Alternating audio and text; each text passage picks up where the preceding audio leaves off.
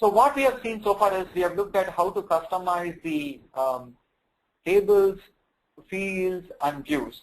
We have not looked at how to customize the filters. For example, let's say that we have that particular table which we customize. We had a table called executive, and we try to apply it. So let's assume that. So naturally, let's say that this is the executive tables I have applied.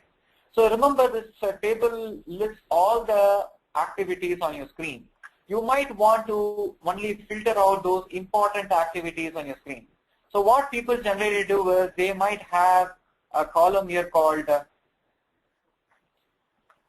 marked, okay, and they will just say whichever activity that needs to be reported to the management, they can just change it to S. For example, I will just take a couple of activities and mark it as X.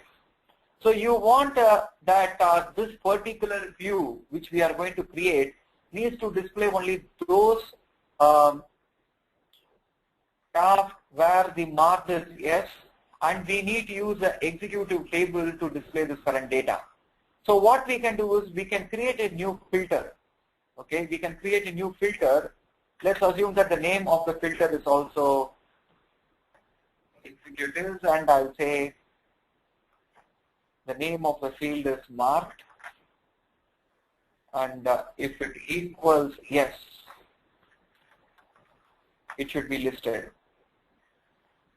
So if I try to apply that particular filter, actually you're able to see only those set of tasks are being displayed.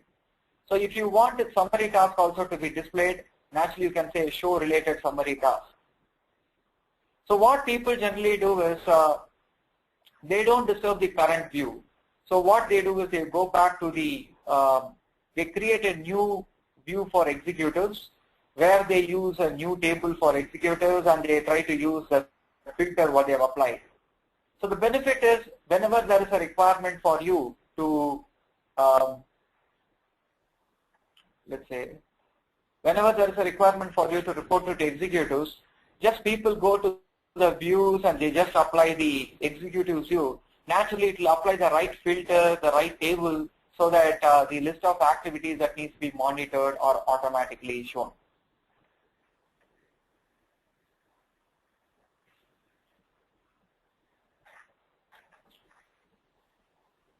Another view that might be useful for you is called the timeline view. Okay, so I'm just going to look at the timeline view first. So let me go to the view. You have an option called timeline here. So let me select timeline. By default, timeline will only tell you the start date and the finish date of the project, separated by months or weeks. So the benefit of timeline is when you try to squeeze in or squeeze out, you are able to zoom in and zoom out your complete project plan. And you are also able to see how long you are going to take to complete this project. Apart from it, a timeline can also be used for reporting the status of your project. For example, I want to report the, I can say the key activities in your project.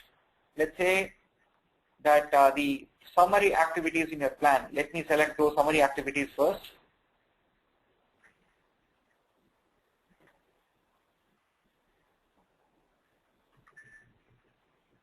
Yeah.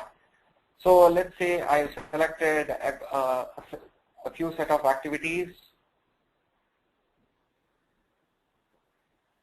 So these are the activities that I want to report it to the executive. So I can just right click those tasks. I can say add to timeline.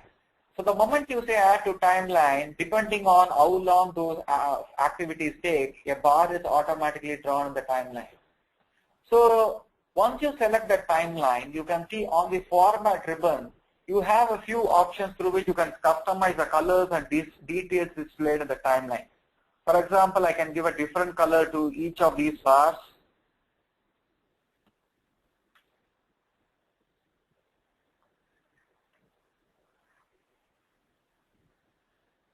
Okay. And apart from it, if you have some milestones within any of your activities, you can just right-click those milestones and say add to timeline. You're able to see the milestone is being displayed. Sometimes you might want the project summary task also to be displayed here. So you can just right-click your level 0 and say add to timeline. So as you can see, as you add more bars, it might look a bit cluttered. So what people do is when they have too many bars in the timeline, they select one of the top bars and they just change the design of that particular bar. Currently, it is being displayed as a bar. They just display it as a callout so that it is much more easy to read. So the benefit of using timeline is you can just try to add the important activities to your timeline and you can just report it. But please remember, it will not really tell you the true percentage complete or the progress of your project.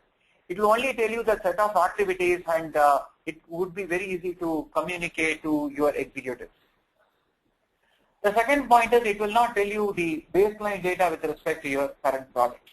So once you have created a timeline, you can just say copy timeline for email or for presentation or full size. Let's say for presentation I do it, and let me go back to my Word document and let me paste it.